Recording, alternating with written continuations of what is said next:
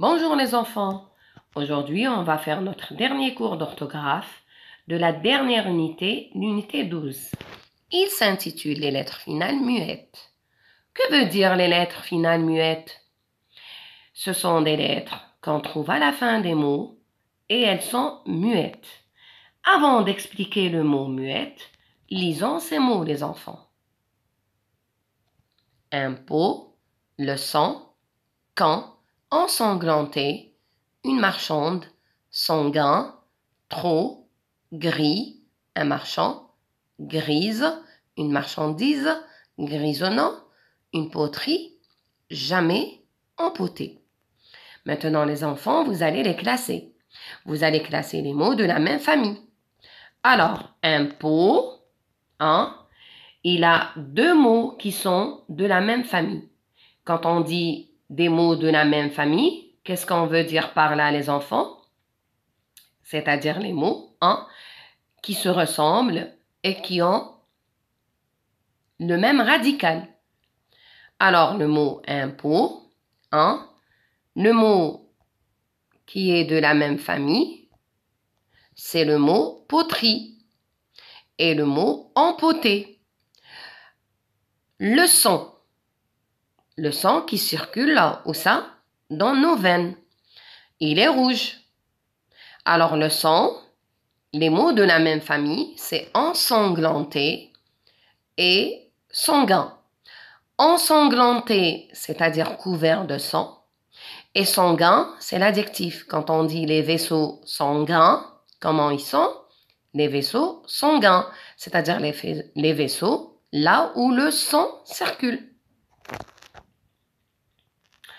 Alors, un marchand, les mots de la même famille, une marchandise et une marchande. Gris, les mots de la même famille, c'est grise et grisonnant. Qu'est-ce qu'il nous reste les enfants? Il nous reste quand, trop et jamais. Alors, récapitulons les enfants, les voici les mots de la même famille.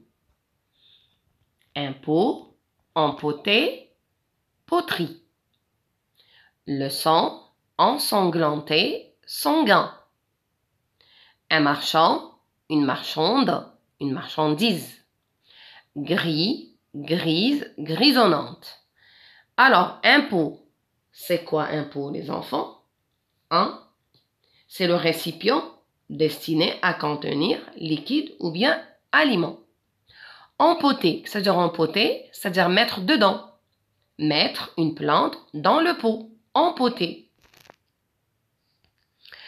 Et la poterie, c'est tout ce qu'on fabrique, la fabrication des objets avec de la terre cuite. Un marchand, c'est celui qui vend la marchandise. Une marchande, c'est la femme, c'est au féminin, la femme qui vend de la marchandise. Et la marchandise, c'est tout objet qu'on peut vendre.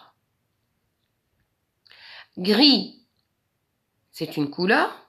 Grise au féminin et grisonnante quand on dit les cheveux grisonnants, c'est-à-dire les cheveux qui commencent à devenir gris. Alors, quels sont les mots qui restent seuls? Ce sont les mots quand, trop et jamais. Alors, pourquoi ces mots sont seuls? Parce que ces mots n'appartiennent pas à une famille de mots. Parce que ce sont des mots outils. Maintenant, les enfants, regardez bien, dans chaque famille de mots, regardez le mot le plus court. Alors, quand je dis impôt, empoté, poterie, le mot le plus court, c'est pot. Quand je dis son, ensanglanté, sanguin, le plus court, c'est le sang. Quand je dis un marchand, une marchande, une marchandise, le mot le plus court, c'est marchand. Quand je dis gris, grise, grisonnante, le mot le plus court, c'est gris. Alors, qu'est-ce que vous remarquez? Qu'est-ce que vous voyez à la fin, les enfants? On voit des lettres écrites avec des couleurs différentes. Regardez, les enfants. Voilà. Un pot, leçon, un marchand est gris. Alors, par quelle lettre se termine-t-il? Alors, le mot pot se termine par la lettre T. Le mot son se termine par la lettre G. Le mot marchand se termine par la lettre D.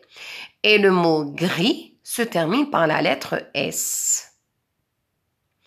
Alors, les enfants, regardez. Quand je dis un pot, est-ce que j'entends le T? Non. Quand je dis le son, est-ce que j'entends le G? Non. Quand je dis un marchand, est-ce que j'entends le D? Non. Et quand je dis gris, est-ce que j'entends le S? Non.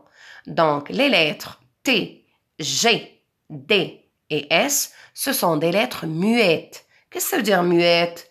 C'est-à-dire, ce sont des lettres que j'écris et que je ne prononce pas.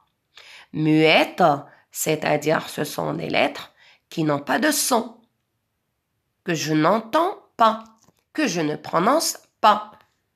Voilà. Donc, qu'est-ce qu'on déduit les enfants à la fin? En conclusion, on déduit que les lettres muettes, ce sont des lettres que l'on ne prononce pas, comme un banc, généreux, un nid. Et pour trouver les lettres finales muettes, on peut mettre le mot au féminin. Par exemple, si je dis géant, pour savoir quelle lettre je dois mettre à la fin muette, je dois le transformer au féminin. Donc, on va dire géante. Donc, la lettre muette, c'est le T. Quand je dis bord, aborder, débordement, alors, le mot bord, il se termine par quelle lettre? Il se termine par la lettre D. Comment je l'ai su? En cherchant les mots de la même famille. Bord, aborder, débordement. Et dans la plupart des cas, pour savoir quelle est la lettre muette que je dois mettre à la fin du mot, je dois connaître son orthographe par cœur. Comme pour les mots outil, aussitôt, bientôt, puis.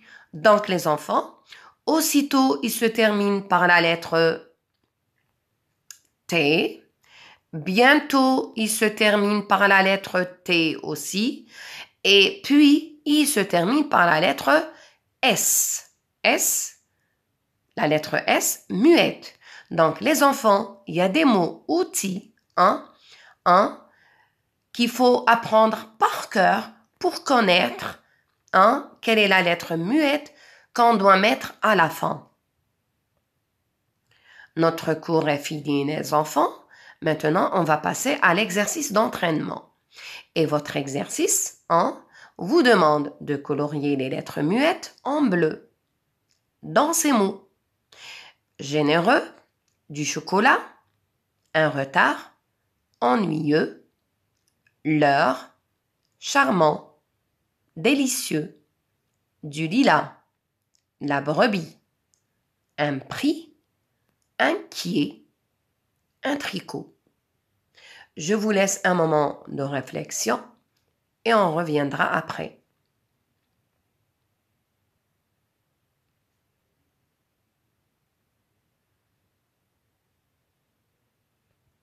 Voici les réponses, les enfants. Généreux, la lettre muette, c'est X. Du chocolat, la lettre muette, c'est le T. Un retard, la lettre muette, c'est le D. Ennuyeux, la lettre muette, c'est le X. L'heure, la lettre muette, c'est le S. Je ne l'entends pas. Je ne le prononce pas. Charmant, la lettre muette, c'est le T. Délicieux, la lettre muette, c'est le X. Du lilas, la lettre muette, c'est le S. La brebis, la lettre muette, c'est le S. Un prix, la lettre muette, c'est le X. Inquiet, la lettre muette, c'est le T. Un tricot, la lettre muette, c'est le T.